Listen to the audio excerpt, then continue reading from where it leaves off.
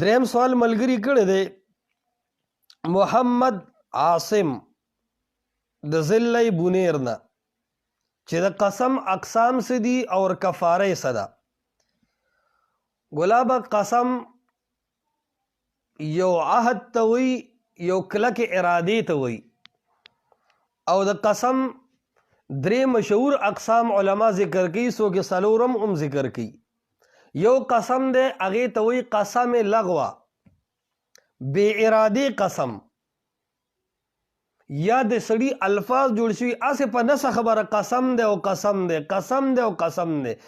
نو په دې قسم باندې کفاره نشته. یو خو دا ده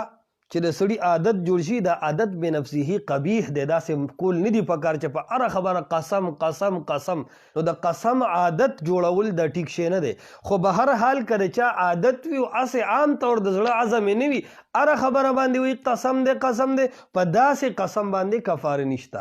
او قسم یمین لغوه قسم لغوه دې ته هم وي چې تا ته یو سړي ووي چې هلکه زید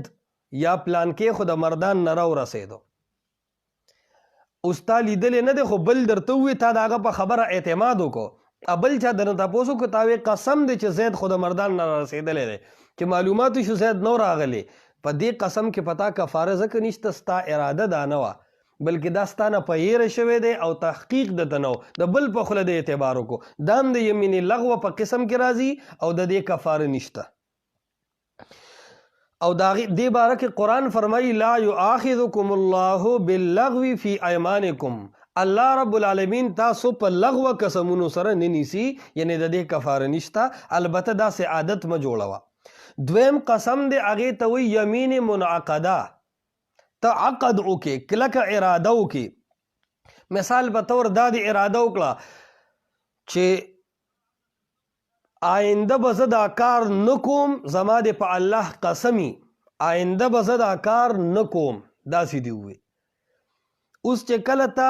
ووي چې آینده یعنی پر روان وخت کې په مستقبل کې به زه دا کار نه کوم دې ته وایي یمین منعقده. اوس که دا قسم دی پوره کو مثال په طور تا ووي چې تر 10 ورځو پورې به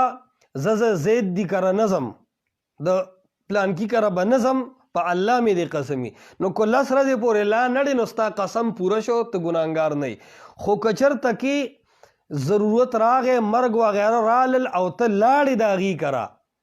په هغه 10 ورځو کې دننه نو تا قسم مات کو د یمین منعقده کې کفاره ده ته به کفاره ورکې. او هغه کفاره دا د قرآن کریم فرمایي اطعام 10 مساکین من اوسط ما تطعمون من اهلیکم او کسوتهم او تحریر رقبه. د هغې طریقه دا ده د قسم د کفارې چې 10 مسکینانو ته به 2 ټیمه طعام ورکې درمیانه طعام من اوسط ما تطعمون په خپل کور والا چې کوم درمیانه طعام خورئ نو چې قسم د مات کو یمین منعقده صورت کې په دې کې به تو مسکینانو ته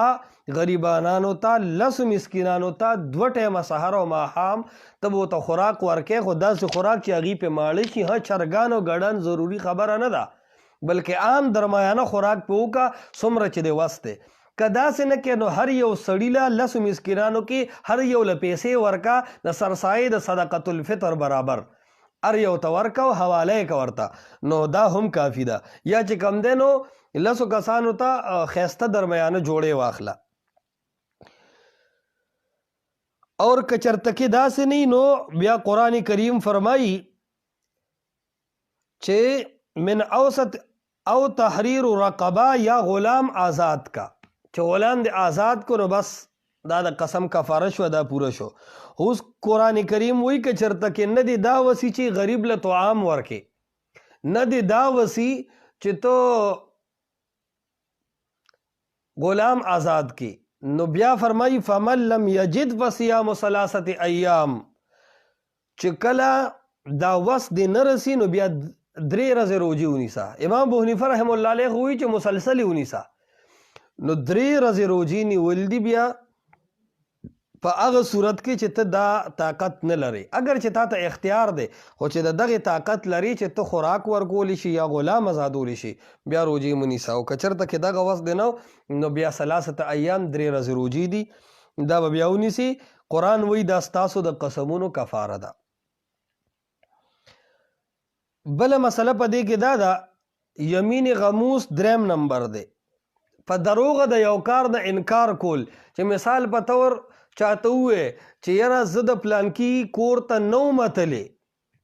او ښه تللی، په تیره زمانه کې د یو کار نه انکار کول په قسم سره دې ته وایي یمین غموس. په دې کې کفاره نشته، دې ته یمین غموس وایي په دې وجه چې دې کې غوپې دي، الله به جهنم کې غوپې درکوي. د دې کفاره نشته، بس توبه او استغفار کوه، الله به دې معاف کړي، ورنه دا د عظیم ګناه کړی دی او دا خلک ډېر استعمالي. عام طور دا قسم کیږي یو کار یې کړي ورته ویې لکه ستا د قسمي چې تا دا کار نه دی کړی وي، او زما د قسمي چې ما دا کار نه دی کړی، نو بیا وی کفاره به ورکم. الله دې غرق مکه، دې کې کفاره نشته، دا یمین غموس دی، جهنم کې به غوپې خورې. دې وجه نه دا خوله ډېره په احتیاط استعمالوه، بې ځایه قسمونه مه خوره. یمین صابر هم یو قسم دی د قسم. مثال په طور د بل چا په جایداد په دروغه باندې قسم وکړي چې زما دې په الله قسم دا زما جایداد دی، نو که قبضه دې وکړه او که دې نه کړه خو یو ګناه تا ته حاصل شو، حدیث کې راځي الله به درته د ځمکې طوق بیا اچي چې د ځمکې لپاره دې قسم کو په ناجایزه طریقه. دارنګې قسم چې کلم کې نو قسم به په غیر الله باندې نه کې، بلکې قسم به په الله باندې کې، او هم ناروا به نه کې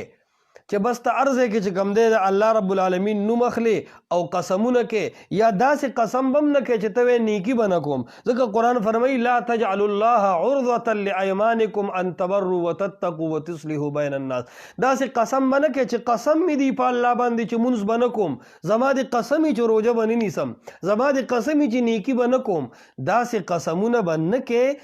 دا خو غلطه طریقه ده. خو داسې قسم چې دی وکړو چې قسم دی چې مونځ به نه کوم، د دې قسم حکم دا دی چې دا قسم مات کا، مونځ وکړه او د دې قسم کفاره ورکړه.